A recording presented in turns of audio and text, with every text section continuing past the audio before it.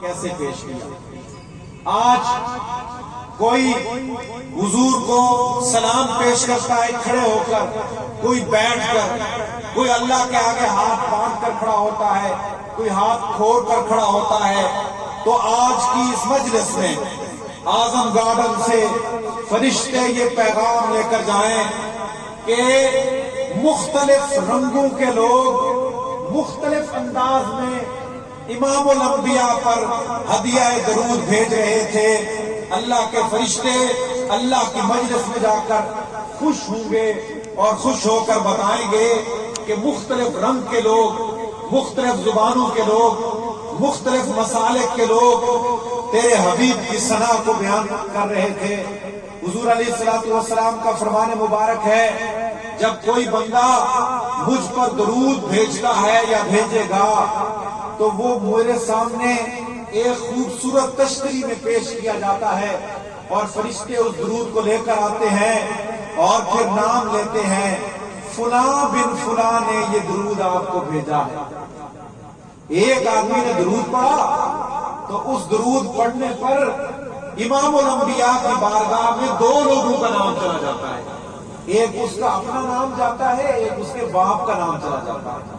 تو اس سے بڑا اعزاز نہیں ہے، اس سے بڑا اکرام نہیں ہے، تو ہمیں گھبرانا بھی نہیں چاہیے۔ حضرت امام حسن رضی اللہ تعالیٰ عنہ، حضرت علی المرتضیٰ کے فرزند ارجمند، آپ طواف کر رہے ہیں کعبۃ اللہ کا، تو ایک شخص آپ دیکھتے ہیں کہ وہ دعا کر رہا ہے اور وہ دعا کرتے ہوئے کہہ رہا ہے، اے اللہ مجھے قلیل لوگوں میں شامل فرما، اے اللہ مجھے قلیل لوگوں میں شامل فرما۔ قلیل کا مطلب ہوتا ہے تھوڑے لوگ، اے اللہ مجھے تھوڑے لوگوں میں شامل فرما، اے اللہ مجھے تھوڑے لوگوں میں شامل فرما۔ حضرت حسن بڑے تعجب میں آئے اور آپ نے پوچھا کہ یار یہ کیا دعا کر رہا ہے کہ قلیل لوگوں میں شامل فرما، مجھے تھوڑے لوگوں میں شامل فرما، اس کی وجہ کیا ہے؟ تو وہ اللہ کا بندہ جو مطاف میں بیٹھ کر دعا کر رہا تھا وہ کہتا ہے کہ قرآن کہتا ہے کہ قلیلا ما تؤمنون، بہت کم لوگ ایمان لے کر آئیں گے، قلیلا ما تفلحون، بہت کم لوگ فلاح پائیں گے، قلیلا ما تذکرون، بہت کم لوگ اللہ کا ذکر کریں گے، قلیلا ما تعقلون، بہت کم لوگ عقل رکھیں گے، شعور رکھیں گے۔ تو اس لیے ہمیں قلت اور کثرت سے نہیں ہے۔ کربل میں وہ قلیل تعداد میں لوگ تھے، لیکن آج روئے زمین پر 4200 مذاہب ہیں، کسی کا بھی اتنا تذکرہ نہیں ہوتا جتنا کربلا والوں کا تذکرہ ہوتا۔ وہ تھوڑے لوگ تھے لیکن وہ غالب آ گئے۔ قرآن بھی کہتا ہے کہ کم من فئۃ قلیلۃ غلبت فئۃ کثیرۃ بإذن اللہ، کہ جو قلیل لوگ ہیں وہ کثیر لوگوں پر غالب آ گئے۔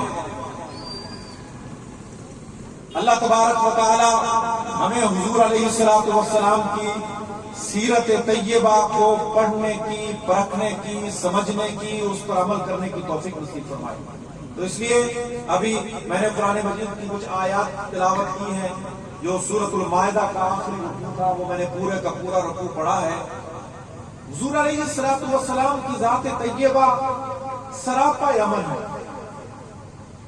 یہودی کا اس سے بڑا امن نہیں ہو سکتا کہ ایک یہودی کا جنازہ جا رہا ہوتا۔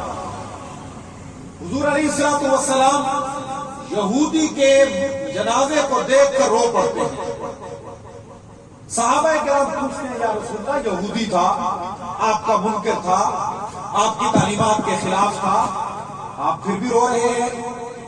آپ فرماتے ہیں کہ یہ میری تعلیمات کو سمجھے بغیر اس دنیا سے جا رہا ہے، اس لیے مجھے اس کے اوپر رونا آ رہا ہے۔ حضور علیہ الصلوۃ والسلام کی ذات طیبہ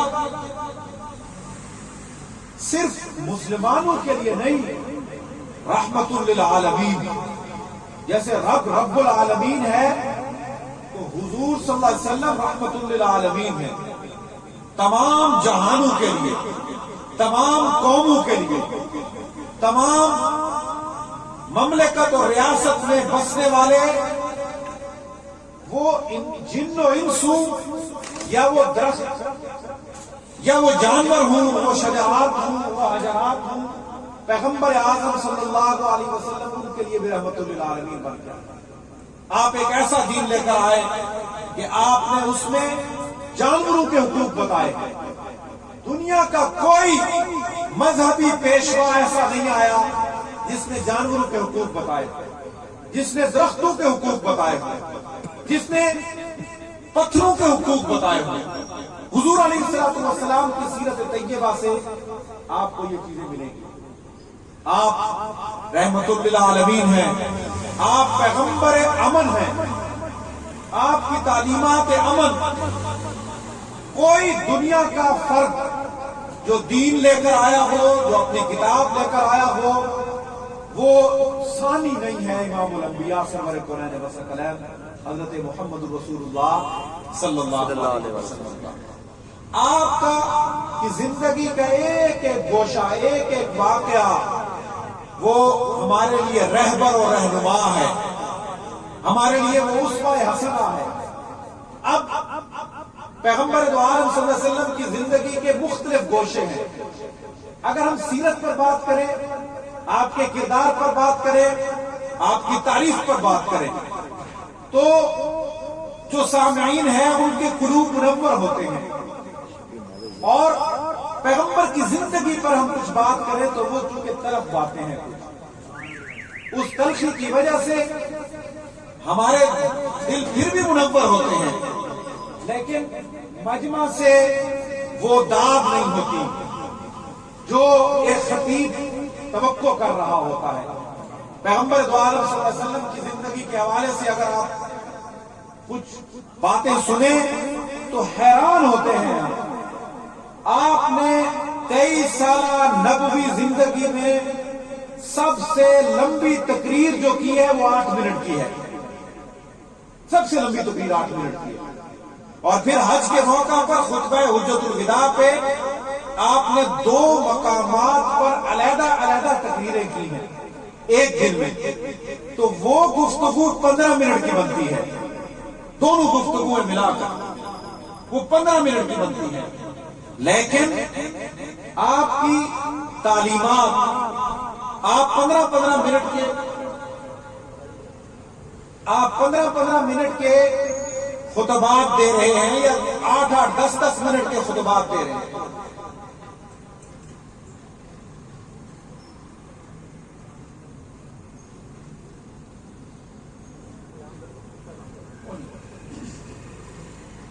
تو پیغمبر دو عالم صلی اللہ علیہ وسلم کی سیرت کو ہم جس وقت پڑھیں گے تو ہمیں عجیب اور غریب گوشے ملیں گے۔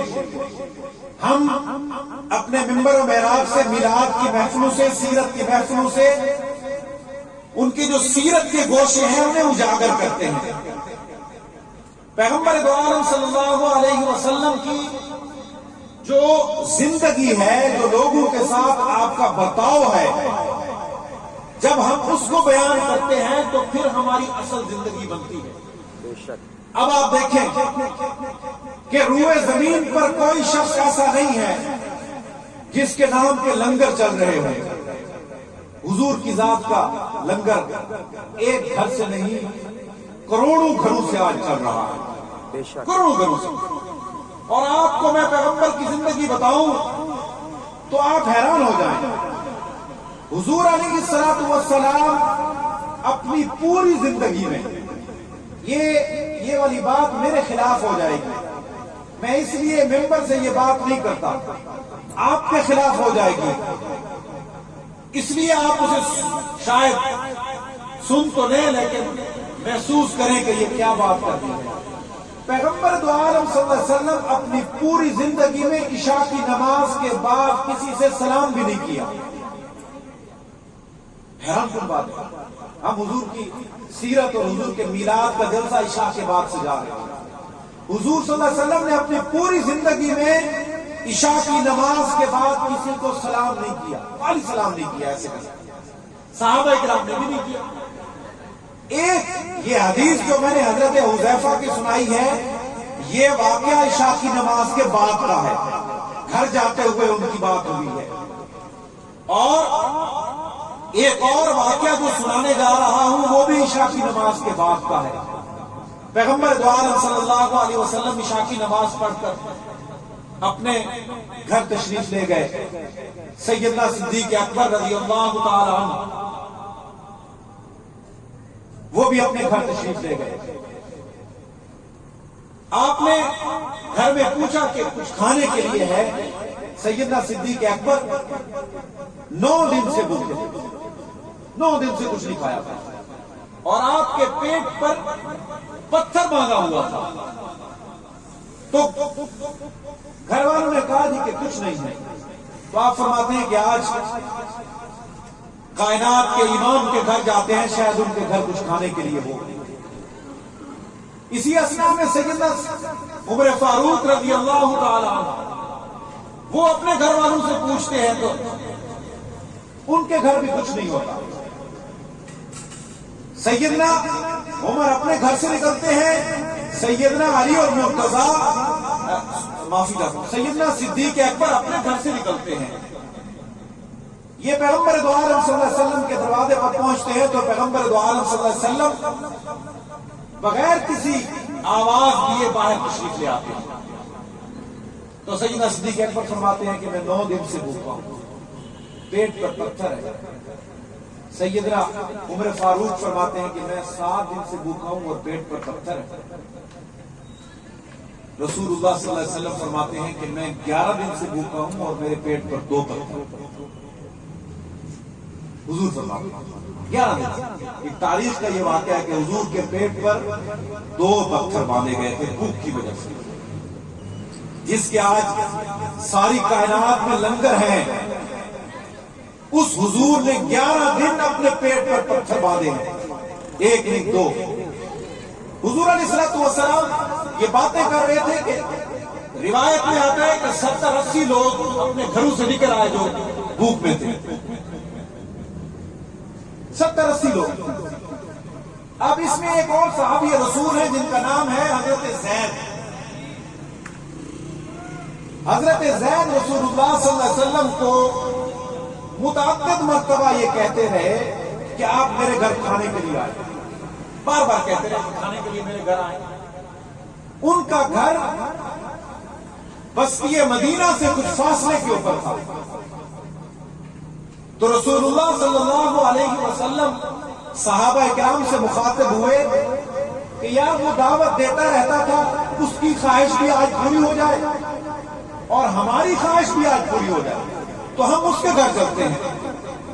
پیغمبر دو عالم صلی اللہ علیہ وسلم اپنے قافلے کو لے کر 70 صحابہ کرام کو لے کر آپ حضرت زید کے گھر کی طرف چل پڑے. حضرت زید کے گھر کی طرف آپ جب روانہ ہوئے تو پیغمبر دو عالم صلی اللہ علیہ وسلم کی بہت خوبیاں تھیں کہ آپ کا سایہ نہیں تھا، اور آپ جب رات کو چلتے تھے تو روشنی ہوتی تھی. دنیا میں کوئی ایسا انسان نہیں آیا کہ جس کا سایہ نہ ہو. دنیا میں کوئی ایسا انسان نہیں ہے کہ جو رات کو چلے تو روشنی بھی ساتھ ساتھ چلے. تو حضور علیہ الصلوۃ والسلام جب مدینہ کی بستی سے نکل کر دوسری بستی کی طرف روانہ ہوئے تو حضرت زید اپنے گھر میں سو رہے تھے. انہوں نے آسمان کی طرف دیکھا تو انہیں روشنی معلوم ہوئی، اور حضرت زید نے اس روشنی کو دیکھا اور کہا کہ یہ دنیا کی روشنی نہیں ہے، یہ جنت کی روشنی ہے جو رسول اللہ ادھر تشریف لا رہے ہیں. اس روشنی کو دیکھ کر آپ دروازے سے باہر آئے اور آپ نے دیکھا کہ ایک قافلہ آ رہا ہے. جناب محمد عربی صلی اللہ علیہ وسلم کی قیادت میں آپ نے اپنے گھر کا دروازہ اندر سے بند کر دیا. اب ایک ایک حدیث میں سینکڑوں باتیں نکلتی ہیں سیرت کی. حضرت زید نے اس قافلے کو دیکھا کہ یہ قافلہ میرے گھر کی طرف آ رہا ہے، اور اس گاؤں میں صرف ایک مسلمان تھے اس وقت، حضرت زید. تو انہوں نے اپنے گھر کا دروازہ اندر سے بند کر دیا. اب مہمان جب آئے تو دروازے کھولنے چاہیے یا دروازے بند کرنے چاہیے؟ تو رسول اللہ صلی اللہ علیہ وسلم کو قافلے کو دیکھ کر حضرت زید نے اپنے گھر کا دروازہ بند کر دیا. رسول اللہ صلی اللہ علیہ وسلم دروازے پر تشریف لائے اور آواز دی، السلام علیکم ورحمۃ اللہ وبرکاتہ. یا زید، اے زید تمہارے اوپر سلامتی ہو، تمہارے اہل و عیال پر سلامتی ہو، تمہارے گھر والوں پر سلامتی ہو. حضرت زید آہستہ سے دروازے کے اندر سے کہہ دیتے ہیں آمین، آہستہ سے آمین کہہ دیتے ہیں. پھر رسول اللہ صلی اللہ علیہ وسلم کہتے ہیں، پھر وہ آہستہ سے کہتے ہیں آمین. پھر تیسری مرتبہ، 3 مرتبہ کے بعد حضور صلی اللہ علیہ وسلم اپنے صحابہ سے مخاطب ہوتے ہیں کہ زید گھر میں نہیں ہے، اب ہم کسی اور کے گھر نہیں جاتے، اب ہم اللہ کے گھر جا کر اللہ سے مانگتے ہیں کہ اللہ ہمیں کچھ دے. جب یہ بات سنی حضرت زید نے تو دروازہ کھول دیا. آپ کو اگر کہیں جھومنا رسول اللہ صلی اللہ علیہ وسلم کی زندگی میں روایتوں سے ملے گا تو وہ حضرت زید کا ہے. تو حضرت زید نے دروازہ کھول کر جھومنا شروع کر دیا، اتیتنا و فدیتنا، کہ قربان جاؤں آج میرے اوپر مہربانی کیسے ہو گئی ہے، کہ آج میرے اوپر عنایت کیسے ہو گئی ہے کہ آپ میرے گھر تشریف لائے ہیں مجھے اطلاع کے بغیر. تو وہاں پر آپ نے بے شمار اشعار سرور کونین و ثقلین کی شان اقدس میں کہے. حضور صلی اللہ علیہ وسلم نے فرمایا کہ زید ہم نے تو 3 دفعہ سلام کیا، آپ نے جواب نہیں دیا. آپ نے فرمایا کہ میں نے جواب دیا، آپ تک سننے نہیں دیا، اس لیے کہ میری خواہش تھی کہ آپ بار بار میرے اوپر سلامتی بھیجتے رہیں، آپ بار بار میرے اوپر، میرے اہل بیت کے اوپر سلامتی بھیجتے رہیں. ہمارے خطباء جب گفتگو کر رہے ہوتے تو ان کی یہ کوشش ہوتی ہے کہ جو سامعین ہیں وہ اللہ کی تسبیح اور تحلیل کو گفتگو کے ساتھ بیان کریں. حضور کی ذات پر بار بار صلاۃ و سلام کا ذکر ہو، ہماری زبانوں پر صلاۃ و سلام جاری ہو. تو امام الانبیاء سرور کونین و ثقلین حضرت محمد رسول اللہ صلی اللہ علیہ وسلم اپنے صحابہ کرام کے ساتھ وہاں پر اس مجلس میں شریک ہوتے ہیں اور وہ مجلس سجاتے ہیں. وہ کیسی مجلس ہوگی اس کا اندازہ آپ خود لگا سکتے ہیں. تو یہ پیغمبر دو عالم صلی اللہ علیہ وسلم کی سیرت طیبہ کے گوشے ہے کہ ہمارے اوپر بھوک کیوں آتی ہے. پیغمبر اعظم پر بھوک اس لیے اللہ تبارک و تعالی نے دی کہ آپ غریبوں کا درد سمجھیں. آپ نے فرمایا کہ مجھے فخر ہے کہ میں غریب ہوں. ہمدانی صاحب کو تو